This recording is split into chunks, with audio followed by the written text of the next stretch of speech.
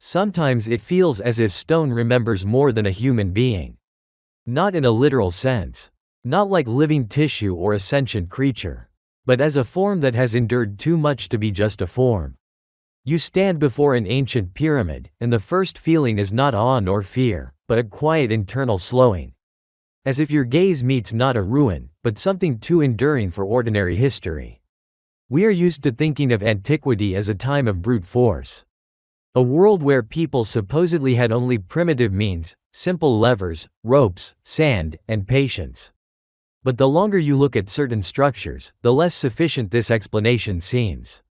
Not because it is necessarily wrong, but because it sounds too brief for such a long silence. The pyramids stand as if they were not simply assembled, as if they were calculated, as if they hold within them an understanding not only of weight and volume, but of direction, symmetry, stability, of their relation to sky and earth. They do not look accidental. They do not look like an experiment. They look like a statement, made long ago and with great confidence. And in this, there is a strangeness. Because modern humans know how to build skyscrapers, bridges, tunnels, orbital stations. We have lasers, satellites, computer modeling, and the most precise instruments. And yet, when it comes to how exactly some ancient monuments were erected, our certainty begins to melt. We can propose versions. We can reconstruct methods. We can argue about logistics, about workforce, about inclines, about blocks, about lifting systems. But between a possible reconstruction and complete clarity, a gap remains. And this gap is important. Because it reminds us, knowledge does not always disappear with a bang. Sometimes it simply leaves our field of vision. Sometimes a civilization loses not everything at once, but in pieces. And then descendants remain among stones they no longer know how to read as they once were read. The pyramids are especially powerful in this regard. They do not shout. They do not ask for belief. They simply stand, day after day, century after century. Beneath wind, beneath sun, beneath changing languages, empires, and worldviews. And the longer they stand, the harder it is to shake the sense that before us is not just architecture, but the trace of a deep, almost inaccessible discipline of thought. Perhaps it was religion, perhaps state power, perhaps astronomy, engineering, and symbolism merged into one, perhaps all of these together. But even if so, the question does not disappear. It only becomes more precise. How did ancient people have this ability to look at the world as if they knew more about it than we are ready to admit to them? Sometimes the greatest mysteries do not require loud answers. Silence is enough for them. It is enough to acknowledge that we are facing something that does not fit into the usual linear picture of progress. Not because history is broken, but because it is, perhaps, much deeper than it seems at first glance. And then ancient stone ceases to be just stone. It becomes a question that disturbs precisely through its immobility. As if time passed it by. As if someone once left here not just a structure, but a trace of understanding we cannot yet fully read. And if that is so, then stranger still is not the stone itself, but the fact that memory of such places repeats again and again. In myths, in texts, in images that seem to have come from a shared ancient layer of human experience. There are things that happen so often that even the most skeptical minds begin to sense the shadow of a pattern. We rarely notice that in the depths of humanity's ancient memory, in myths and legends recorded on clay, on stone, or passed by word of mouth, a strange motif repeats. As if someone invisibly changed the scenery, but the plot remained the same. On different continents, in different times, among peoples who seemingly could not have known of each other, the same scene arises. Something comes from the sky. In Sumerian texts, these were the Anunnaki who descended from the sky to teach people counting, writing, agriculture. In ancient Egypt, gods who came on barges of light. In Mesoamerica, Quetzalcoatl, the white god who gave people maize, the calendar, crafts. In the Far East, heavenly beings, leaving knowledge behind and vanishing into the clouds. Even in Scandinavian sagas, there is the image of wanderers who appear from nowhere, bring light and wisdom, and disappear, leaving behind only a vague memory. Perhaps the strangest question hides in the most familiar. Why do these images repeat so stubbornly? Why does humanity, separated by space and time, return again and again to the motif of a heavenly visit. One could explain this by the universality of archetypes, by shared psychology.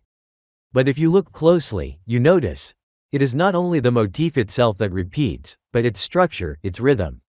First, silence, as if the sky remains empty for a long time. Then, a sudden appearance, an encounter that leaves people in awe and confusion. After, a gift of knowledge or craft, sometimes a warning, sometimes a promise. And finally, disappearance. As if the distant guest leaves, leaving only a trace, a footprint in the sand or in memory. Then comes oblivion, and centuries later, the return of the same plot, but in another language and different dress. At first glance, this seems ordinary, but if you allow yourself to linger in this rhythm, an unease arises. The archive of humanity's memory turns out to be far more connected than it appears. We are used to viewing myths as naive tales, childish attempts to explain the incomprehensible. But what if this is not an attempt to explain, but an attempt to remember?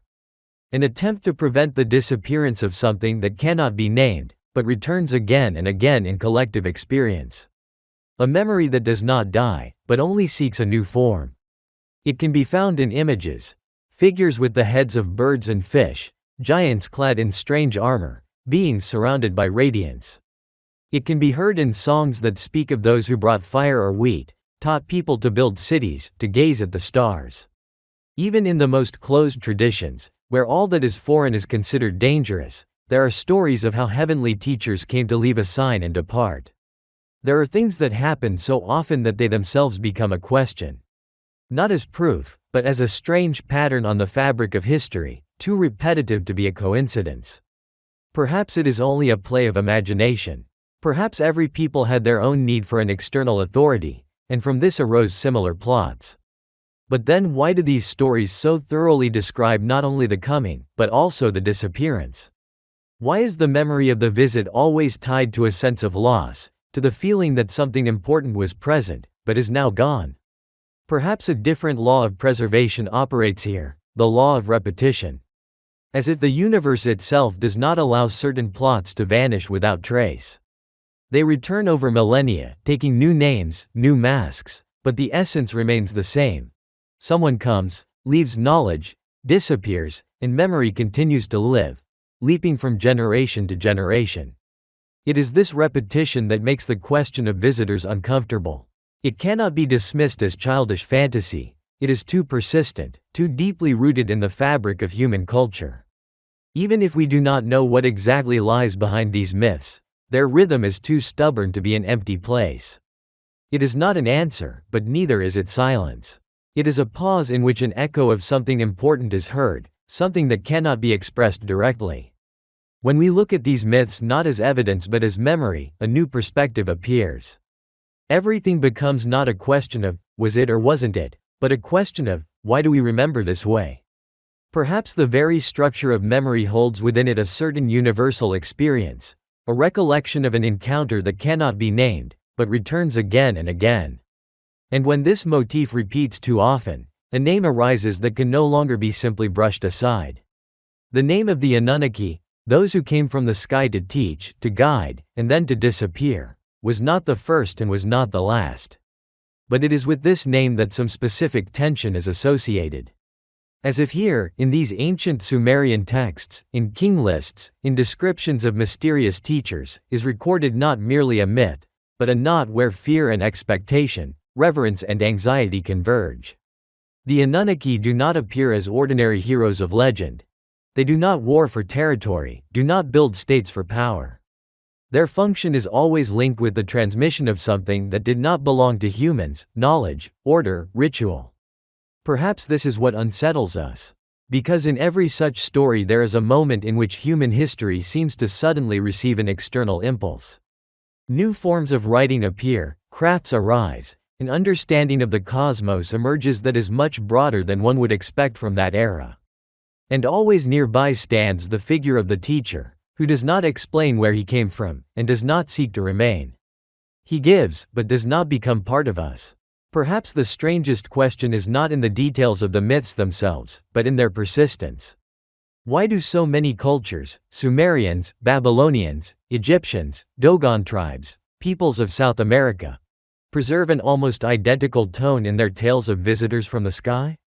Why does memory of them not dissolve in the stream of retelling, but on the contrary, become ever more insistent as it recedes into the depths of time? This is not proof and not refutation. It is a sign that here there is a certain philosophical necessity to keep the question alive. There is a temptation to simplify everything into sensation. The Anunnaki as aliens, as literal guests from other planets, as a forgotten episode of extraterrestrial intervention. But with such an approach, the main thing is lost. This motif was not invented for fear. In most texts, the Anunnaki do not bring destruction. They are not demons and not conquerors. They are figures of transition. Figures who bring order and point the way, and then disappear, leaving not bitterness but a strange emptiness, a feeling that something important was here and left, when it was no longer needed or became too dangerous. At first glance, this seems ordinary, but if you listen to the text, it becomes clear. The disappearance of the Anunnaki is not punishment and not catastrophe. It is a pause. It is a transition to independence, which occurs not by human will, but as if by another logic. Perhaps they left because their task was complete. Perhaps because people began to ask questions that no longer fit the original plan. Or perhaps because the very structure of the world is such that every contact with the other, with that which comes from the sky, sooner or later must be broken, so as not to destroy the balance between knowledge and freedom.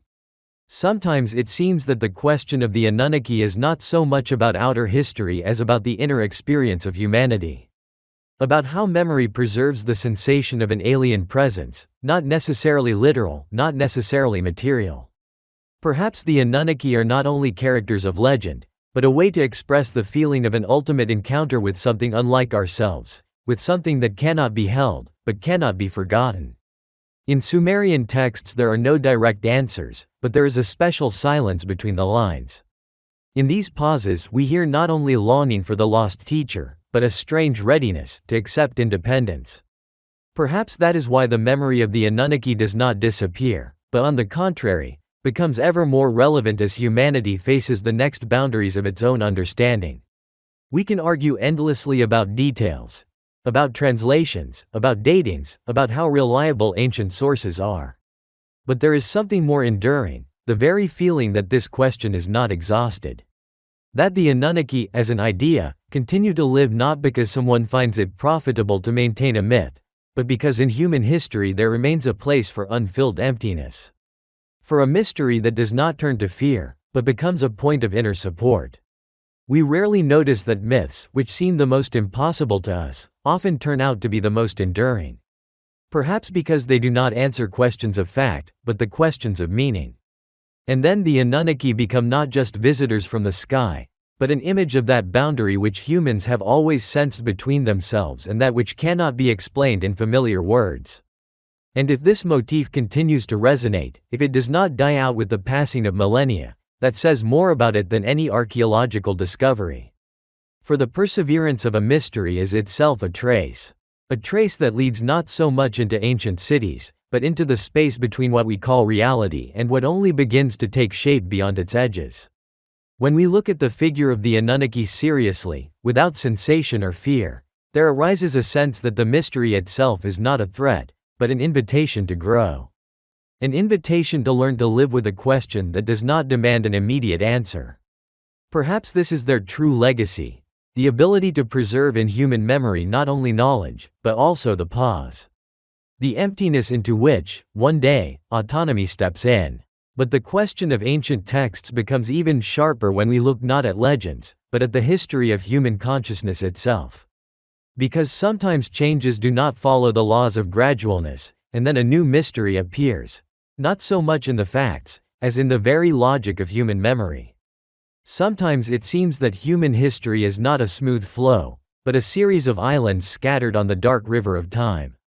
We can make out the outlines of the past, but between them yawn strange chasms, too wide to be explained by simple accumulation of experience. There is one such chasm that troubles not only archaeologists or philosophers, but the very fabric of our self-perception. It is the sudden acquisition by humans of the ability to dream, to speak, to build inner worlds. Nearly 300,000 years ago, creatures lived on this planet who looked much like us, but, it seems, knew neither symbol, nor ritual, nor art. They faced cold, hunger, and fear, but left behind neither a single carving nor the slightest hint of abstraction. Their world was as direct as the line between birth and death.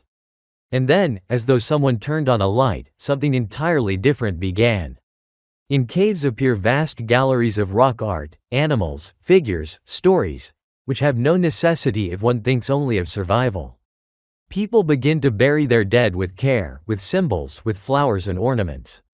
Speech arises, not just a cry or signal, but an inner landscape, in which meanings can hide, images can be built, and things can be shared that no one has ever seen. This leap does not resemble evolutionary creeping movement. It cannot be explained by one or two mutations traceable in bones or genes.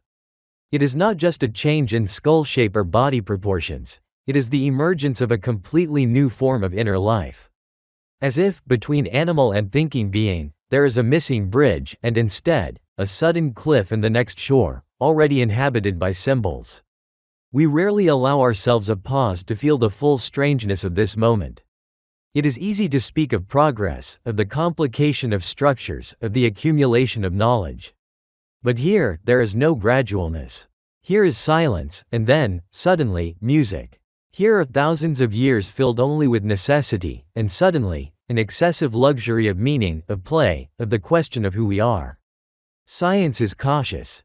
It seeks explanations in random mutations, in environmental pressures, in collective dynamics. Perhaps part of the truth hides in these movements. But there is not a single dataset that explains not the possibility of thought itself, but its explosive, irrepressible force. We see it everywhere. In the first ornaments, in rock paintings, in the emergence of myths that seem to come from another, unknown world.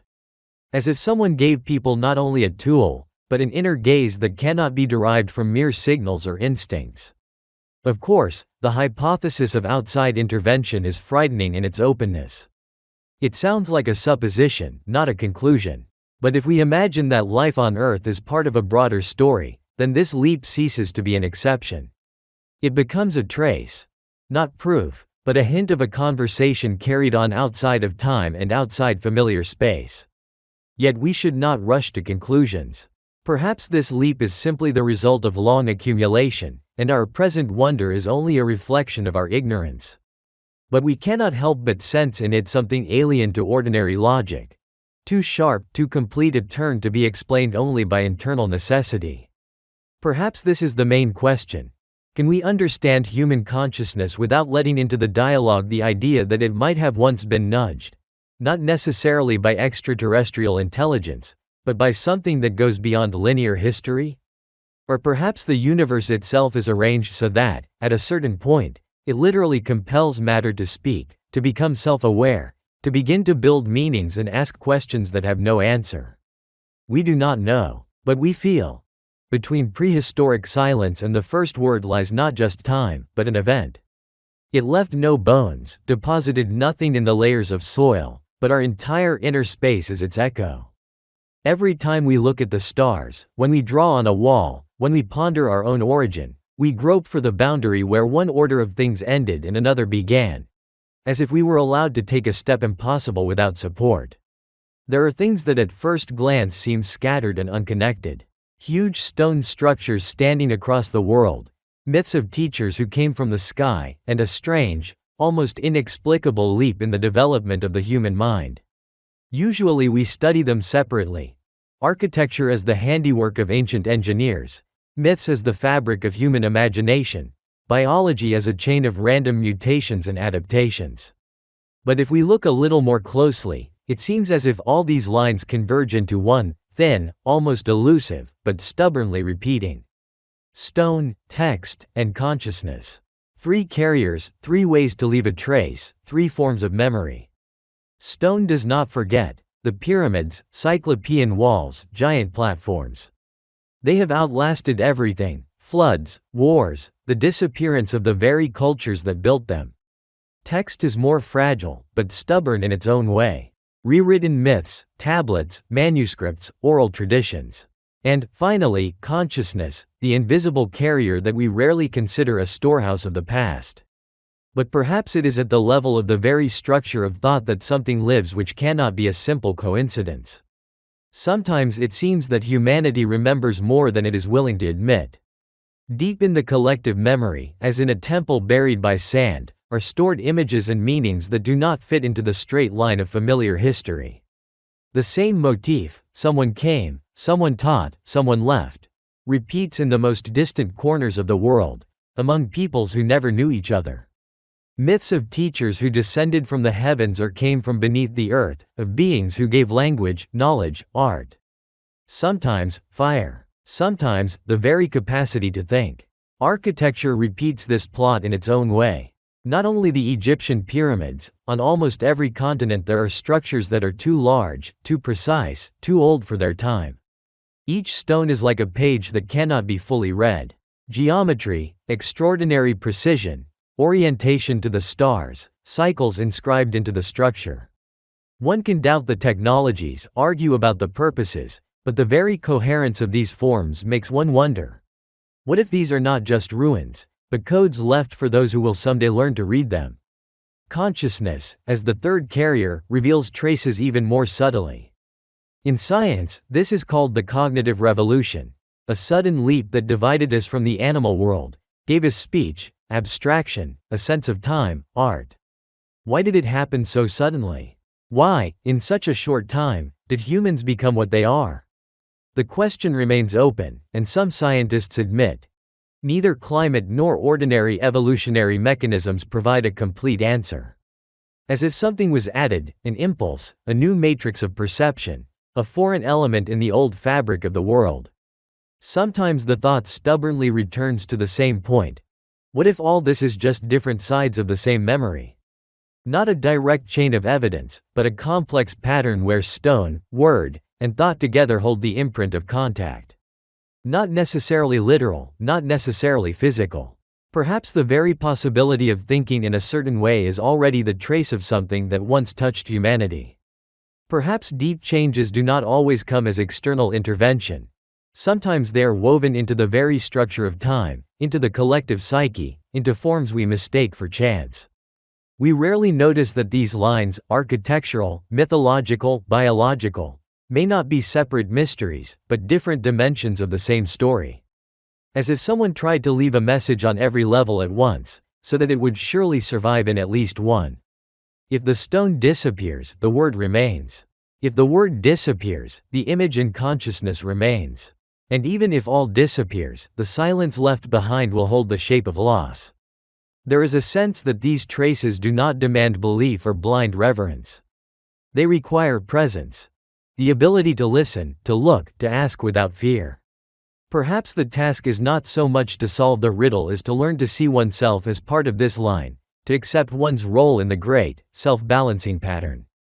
At first glance it looks like a scattering of random coincidences. But the longer you look, the stronger the feeling grows. These are not just coincidences. This is memory, manifesting sometimes in stone, sometimes in word, sometimes in the very act of human thought. And if there is a reason for this, perhaps it lies not in the desire to impress, not in striving to leave an eternal monument, but in the need to keep something from disappearing without a trace. Perhaps the strangest question hides in the most familiar thing. How do we even remember what we cannot explain? How do we recognize familiar features in unfamiliar myths, in the lines of ancient structures, in the mysterious acceleration of the mind? Perhaps this recognition is the main clue. Perhaps memory itself is the trace. And yet, if we accept this hypothesis, if we allow ourselves to think as though humanity once truly encountered the other, the hardest part is not just to believe in the contact. The hardest question is what happened afterwards. Why did the trace break off? Why did the teachers leave? Why did memory become so fragmented, scattered across different layers of being? Was it their disappearance that was the real turning point in this story? There are things that happen so often, they begin to seem part of the nature of history itself. First, an appearance. Then, a disappearance. In ancient myths and on stone walls the same strange sequence repeats. Someone arrives, someone changes something, and then leaves, suddenly, without explanation, leaving behind only a trace that cannot be erased by time or oblivion. Sometimes it seems that this disappearance is not an accident, but part of some larger design. As if their very task was not to stay, but to leave. Many legends tell of celestial beings who were once near, who taught, built, guided, and then dissolved, leaving people in a world that suddenly seemed too vast and too quiet.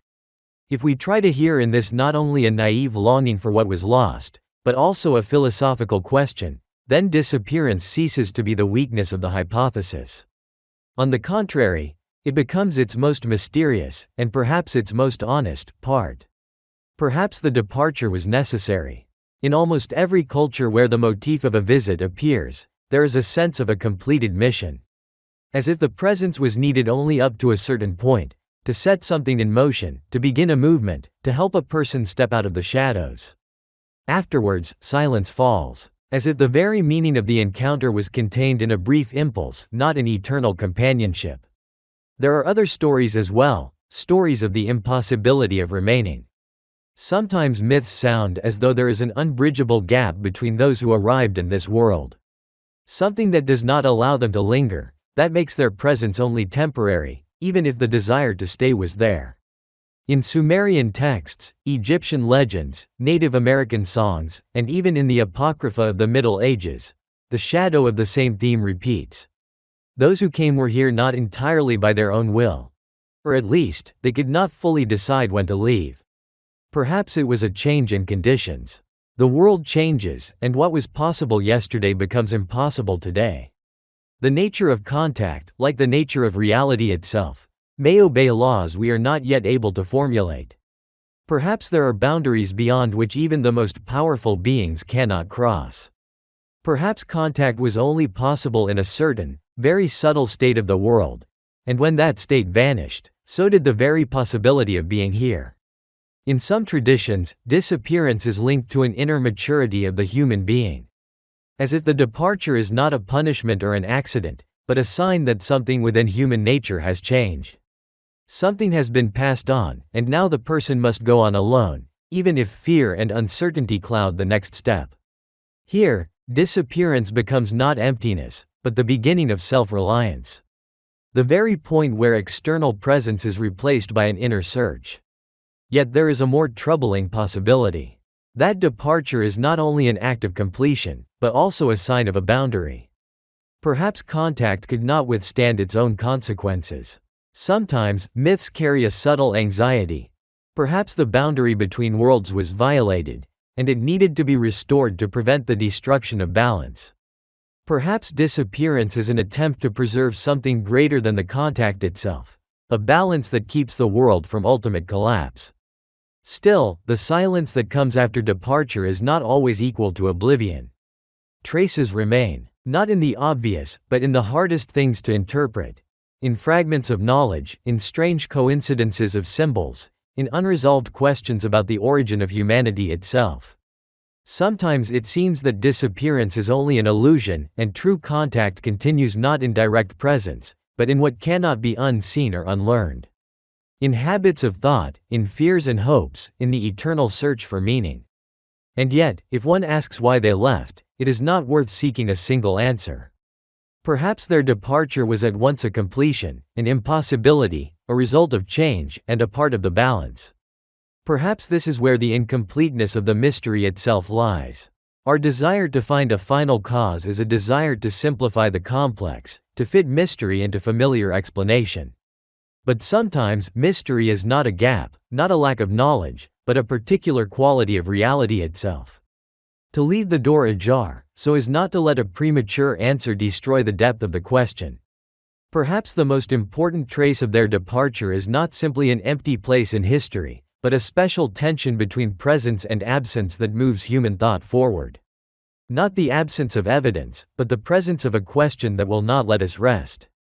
In this silence, in this unfinished circle, we find what makes a person not only an heir, but a continuer of that which was once begun, but never completed.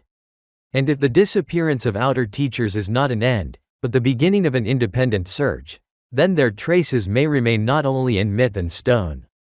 Sometimes it seems their presence remains in the very foundation of reality, and perhaps even in the structure of the world itself. There are things that happen so often we stop noticing them.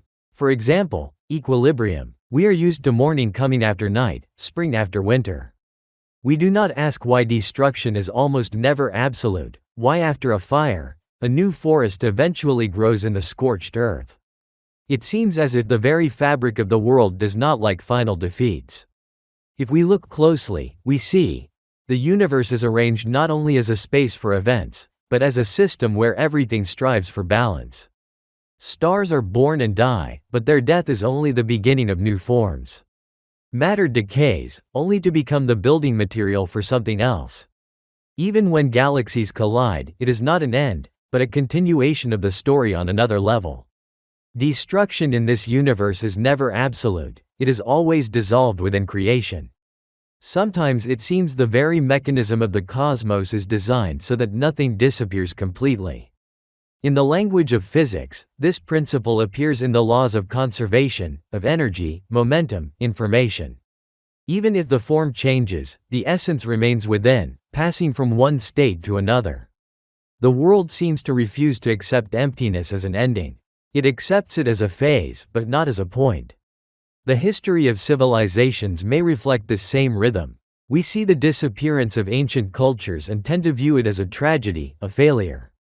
But, if we look wider, it becomes clear. Ideas, images, discoveries do not vanish without a trace.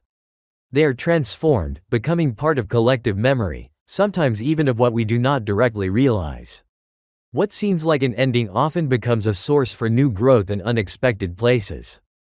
Perhaps even mysterious disappearances, whether of past civilizations or hints of contact that never continued, are part of a great cycle. As if disappearance is not so much destruction as dissolution into other layers of time and meaning. One can imagine that traces are not necessarily what must be found for a story to be considered complete. Sometimes their role is to be part of the balance. Not to let us forget, not to let us stop, but also not to overwhelm us with their obviousness. The universe we live in does not encourage total catastrophe. Even when it seems all is lost, when destruction appears final, with time a new opportunity arises, a new turn. In the place of vanished worlds, new forms of life may be born, on ruins, new meanings. As if the deep logic of the world is in a stubborn creativity that always finds a way. Philosophers and physicists sometimes argue whether information can be destroyed completely. Some theories say, no. Everything that happens leaves a trace, even if it is invisible to the human eye. Perhaps this is where the hidden optimism of the cosmos lies. Even if we do not see direct evidence, even if the traces of ancient visits have dissolved, the very possibility of their existence continues to work within our culture, our memory, our ability to ask questions. Sometimes it seems that disappearance is only a change in the level of visibility. That which has left our field of vision has not necessarily ceased to exist. It